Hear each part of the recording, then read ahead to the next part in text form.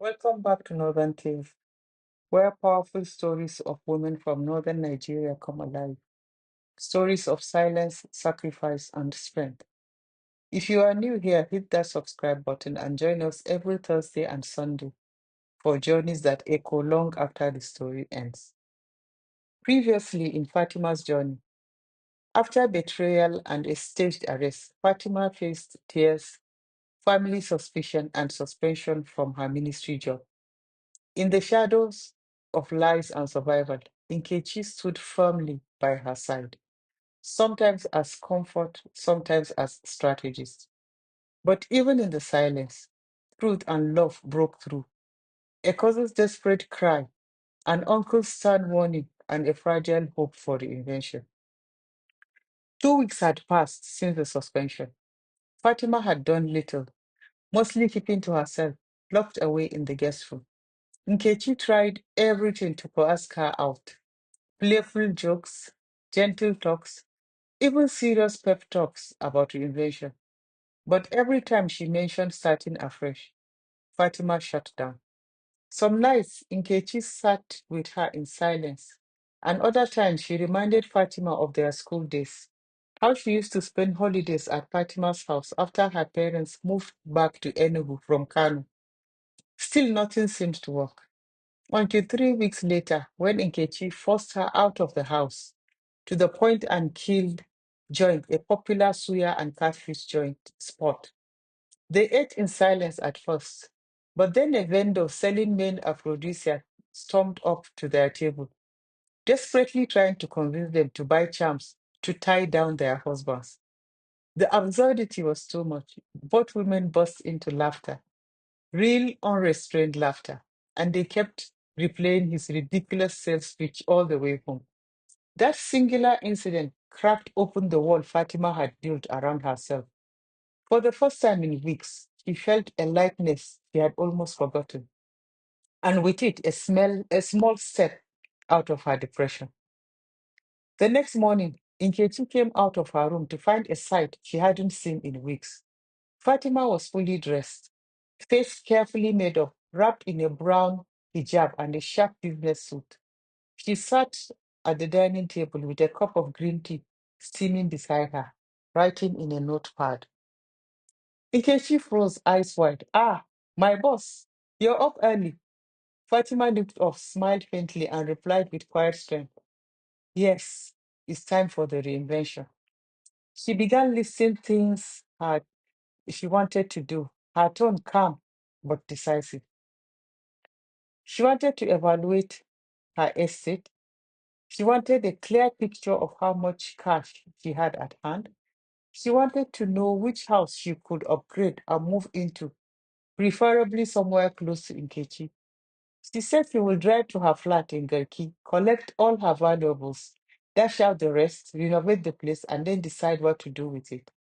She also spoke of expanding her business empire, mapping out new possibilities with sharp clarity. Nkechi sat across, staring at her in admiration. Finally, she leaned forward, her voice soft but steady. Welcome back, my friend. They continued to plan, their conversation flowing until almost 9 a.m. When Fatima's phone rang, it was Aliu. His voice carried both relief and urgency.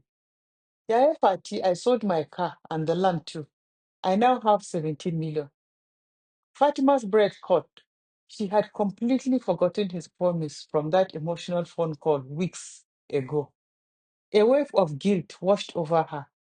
Still, she quietly told him to transfer the money to Nkechi's account. Nkechi looked at her after the call. Why do you still need him to transfer the money? She just shrugged and replied, let's see if he will put his money where his mouth is. But after that call ended, her conscience tugged at her. She turned to Nkechi, asking simply, what do you think I should do? Before Nkechi could answer, Fatima picked up the phone again and dialed Aliyu. This time her voice was steady. Aliyu, listen to me carefully. The truth is, you don't need to raise money for me. What happened before? She paused. It wasn't what you thought. There was silence. Then she continued. Don't worry about sending the money to Nkechi. Actually, I am not in trouble. But thank you for caring for me. I want you to go to any car dealer and choose the car you want. I will pay. And more than that, I am giving you a 5-bedroom terrace in one of my estates in Kano, almost completed. You will also have a shop in the new plaza I have just finished. Don't worry about sending that 17 million. Aliu's voice cracked with disbelief, then with gratitude. But Fatima wasn't done. Thank you for the love, Aliu. But this must remain between us. Don't tell anyone, especially my family. If you must share this news, tell only your mother. When the call ended, Fatima sat back in her chair, a quiet resolve etched into her face. This was no longer the broken woman hiding under blankets.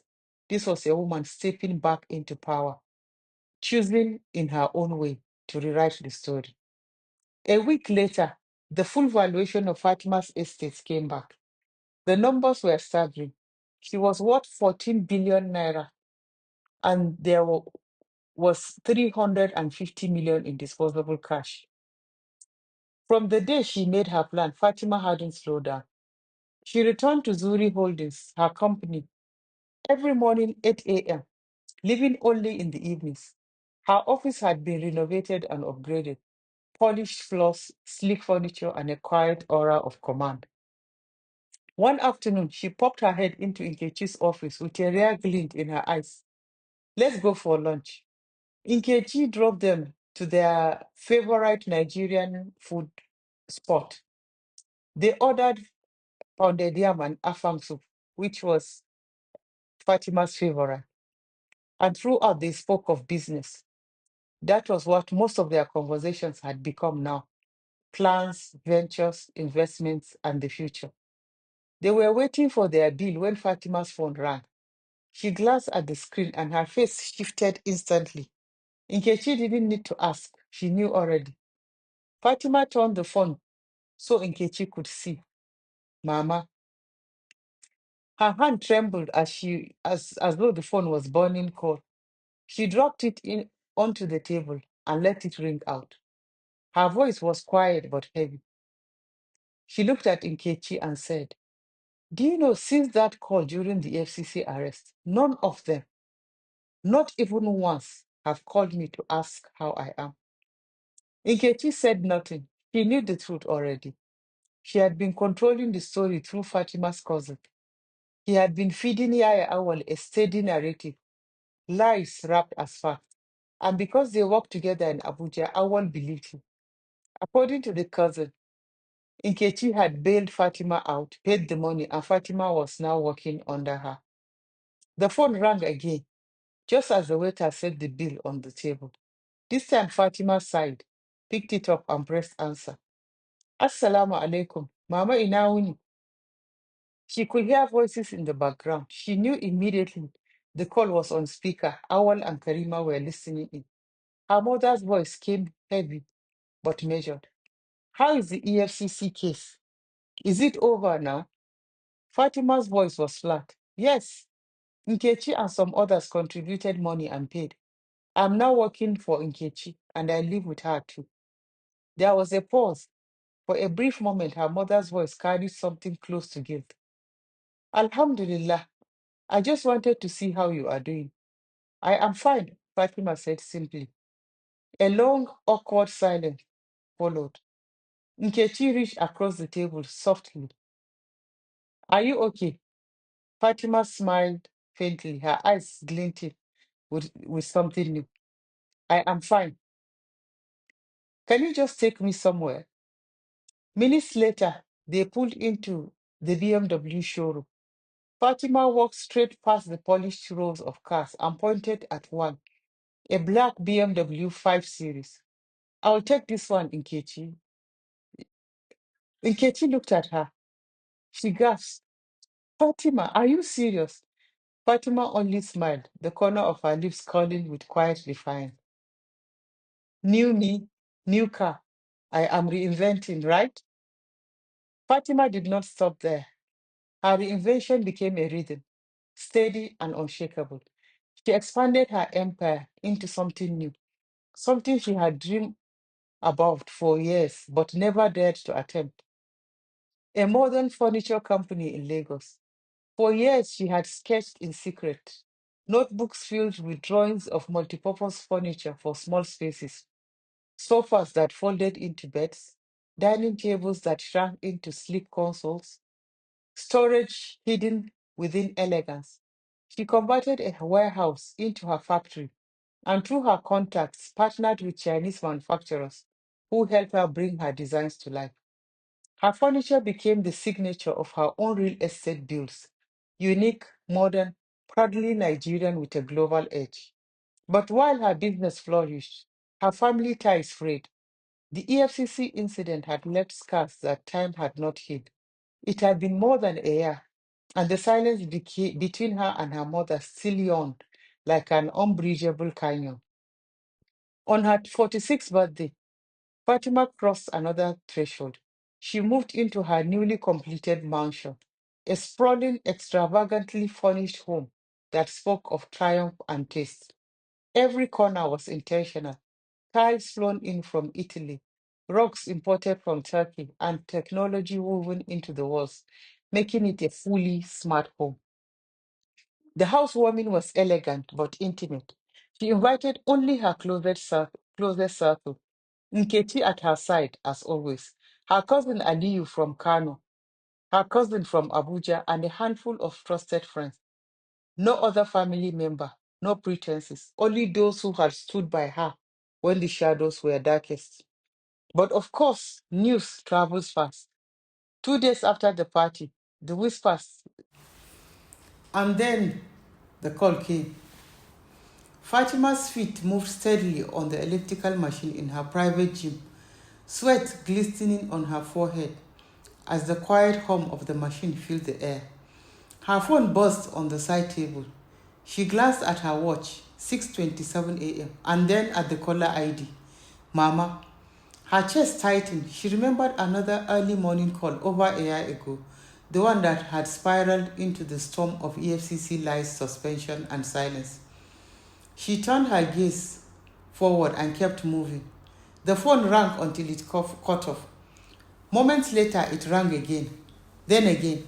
Every few minutes, the same name flashing, the same irritation digging under her skin. Finally, she reached over, switched the phone off, and returned to her exercise. When her session ended, she stepped into the shower, washed the sweat from her skin, and emerged with new energy. She dressed in a sleek business suit, tying a lemon green hijab neatly under her chin.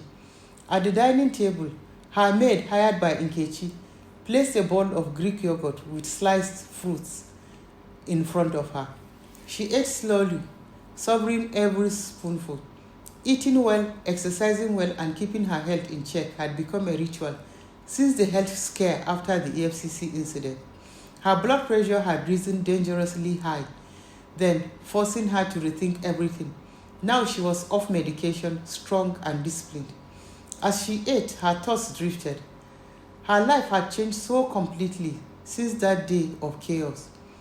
Before her suspension ended, she had quietly resigned from the ministry. She had been good at her job. She loved inspecting buildings, solving problems, drawing futuristic designs of homes and furniture. But happiness had become rare there.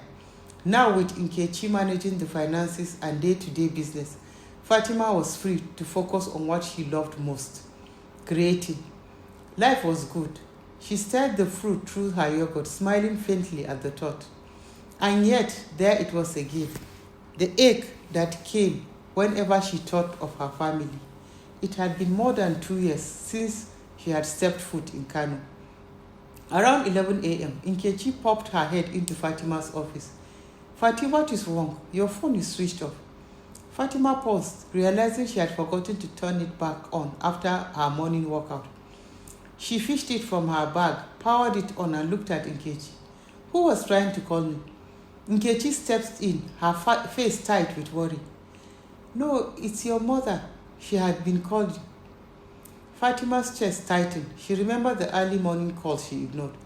Slowly, she dialed Mama's number, placed the phone on speaker, and set it between her and Nkechi. Assalamu alaikum, Mama. Ki hakuri. I switched off my phone in the morning and forgot to put it back. I hope there is no problem. Her mother's voice shot back, sharp with hurt. So I cannot call you unless there is a problem.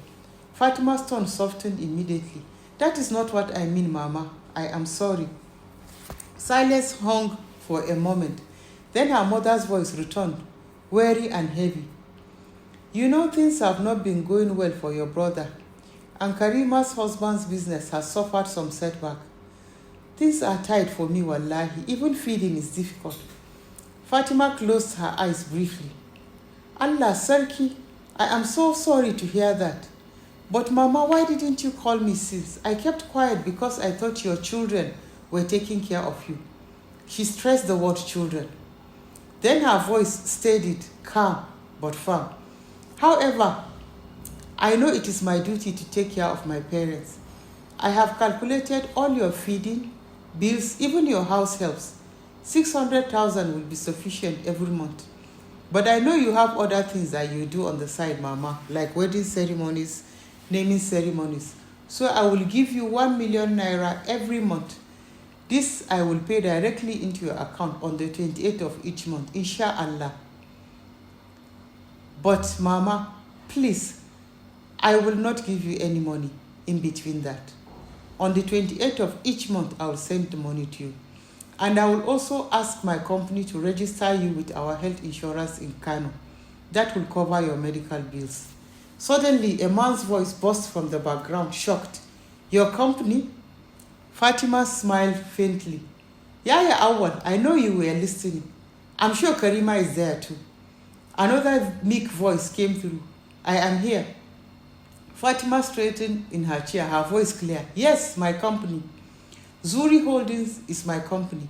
Nkechi was just fronting for me. I think it is time I tell you all the truth. All the EFCC drama was staged. I wanted to see if you could come through for me the way I've been coming through for you all these years. The line went quiet. Even the static seemed to hold its breath. I'm glad you are all here. Awal Karima, you are not my responsibility anymore. I will take care of Mama because that is my duty as a daughter, nothing more. Whispers and murmurs echoed faintly through the speaker. Nkechi grinned, giving Fatima a double thumbs up under the desk. After a long silence, Fatima leaned forward. Hello, are you still there? Yaya Awal's voice returned sharp, indignant. Fatima, you have started this your behavior again. Always pompous. Fatima cut him off. Her tone was ice. Yes, Yaya Awal, I am pompous. I have money. I am rich beyond your imagination. So yes, I am pompous, but I am done carrying your responsibility. Go and be a man. Take care of your family. Her mother's voice came back, hurried, pleading. Fatima, you don't understand. Wallahi, our children are not in school now. Fatima interjected gently but firmly. Mama, I set up an education foundation in Baba's name. I've been helping girls from poor backgrounds to access education. I will register our children, not because of him, but because I don't want the children to suffer. On the other end, Awal's voice exploded into insults, a barrage of rage. Fatima sat back, listening calmly, then tilted her head and said, why don't you go and sell that pride of yours? At least you can buy school books for your children. There was a sharp intake of breath. Then Karima's voice slipped through, hesitant and meek. Fati, please, my children's school fees too. My husband will be embarrassed if they are registered through your foundation. Fatima exhaled slowly. Okay, I will think about it. But for now, I am at work. I am busy. With that, she ended the call. The silence in the office was heavy, but Nkechi broke in with a grin. Fati, you were on fire. Fatima only smiled faintly, soothing the lemon green hijab at her chin. For the first time in years, the weight was no longer on her shoulders. Fatima picked up her phone, dialed a number, placed it on the speaker, and dropped it on the table. Nkechi's brows furrowed. Who are you calling? Karima's husband, Fatima replied calmly. Nkechi's eyes widened. Before she could object, the line connected. They exchanged greetings, then Fatima spoke smoothly. I just wanted to console you for the fallback in your business. The man cut her off sharply. What fallback? Fatima's voice didn't waver. Well, your wife and mama told me you could not pay your children's school fees. Karima was even begging me for money to cover it. The eruption was instant. Me? Not able to pay school fees? Me? His fury shook through the line. Who said that nonsense? My wife? His voice thundered. Me? Me? Not able to pay my children's school fees? And before Fatima could answer, he cut the call, leaving only silence behind. Nkechi turned to Fatima, stunned. Fati, that was petty. You know Karima only lied to squeeze money from you. Why would you do that to her? Fatima's face was cool, unbothered. Every action has consequences. It's time she faced hers.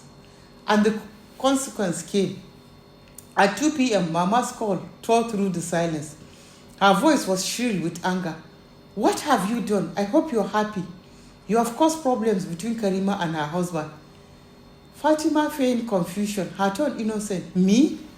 How? What did I do? Why did you call Karima's husband and tell him he couldn't pay his children's school fees?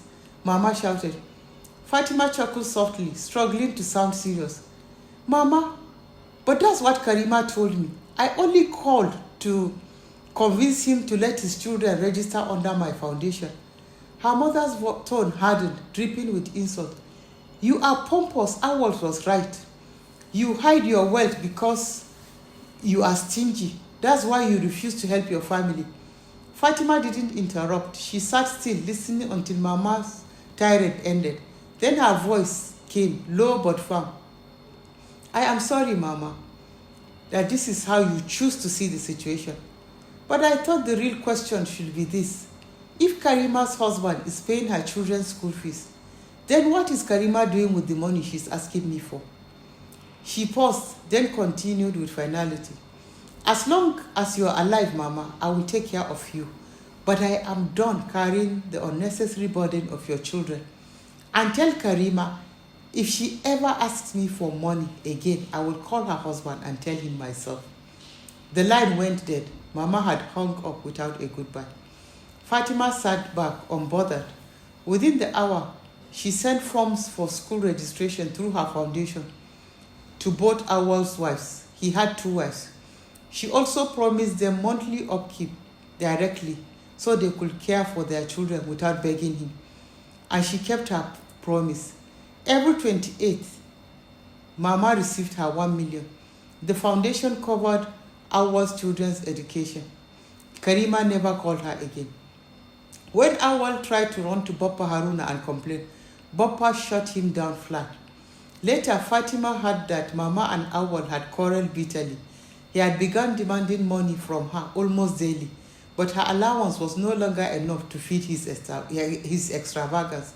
And in Karima's home, her husband barely let her step outside again. The school fees incident had almost broken their marriage. Fatima said nothing. She simply turned the page of her sketchbook and went back to designing her next masterpiece.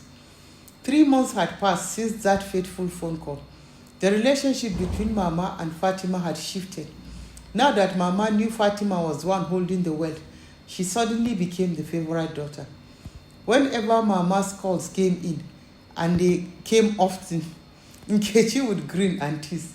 Cash, madam. See as you dey shine now. Mama is calling you every day. Fatima only laughed. She kept her promise. She took care of Awal's family quietly, registering his children in her foundation. She even gave Karima 10 million naira to start a business, but through Karima's husband, because she knew he was disciplined with money. Her relationship with Awal, though never healed, he insulted her at every opportunity, but Fatima never bothered to fight back. She had moved beyond his reach. Every 3 months, she traveled to Kano, not for him, but for her mother. Years passed. This was steady and full. One evening, sitting in Nkechi's house, the 2 men reminisced. Nkechi leaned back, smiling as she asked, Fati, what do you want to do for your 50th? Fatima chuckled. You mean our 50th? Don't forget, I'm only 2 months older than you. They both burst into laughter. Fatima grew thoughtful. I think we should open ourselves up for love. Nkechi rolled her eyes. Love care. After my disaster of a marriage, that man used me as a punching bag. 20 years since my divorce, and honestly, I am afraid of relationships now. Fatima reached over and squeezed her hand. At least you got 2 children from me. From him. Me, what did I get? Hussaini was a joke, and we both know it. They laughed again. Nkechi's children now lived in Texas with their father, both grown and living on their own. Nkechi tilted her head. So who would you have in mind since Hussaini didn't work out? Fatima's lips curled into a smile. How about that chef that makes that heavenly afang soup in our favorite restaurant? They both laughed until tears rolled down their cheeks. Fatima continued, you know the chef you got for me is really good, but that afang soup is 1 in a million. Finally, Fatima's face softened. To answer your question, Nkechi, my plans for my 50th are nothing. I have never been as happy as I have been in these past years. For the first time in my life, I discovered myself, not as someone's daughter or sister or victim, but as a woman who built, who gave, who survived. And I couldn't have done it without you, my friend. Thank you. Nkechi's eyes shimmered with unshed tears, but she only smiled. This is the end of Fatima's journey. A journey through betrayal, silence, survival, and finally self-discovery. Not every ending is marriage. Not every victory is loud. Sometimes it is quiet joy of knowing who you are and choosing peace. And the whole world is open for Fatima and Nkechi. They can go ahead into it and be whatever they wish to be. Thank you for watching Northern Tales, where every silence hides a story and every woman finds her voice. Don't forget to share this story to whoever it will benefit. This story is dedicated to my friend Fatima. May her soul rest in peace for all the sacrifices she has given to us and to all the family.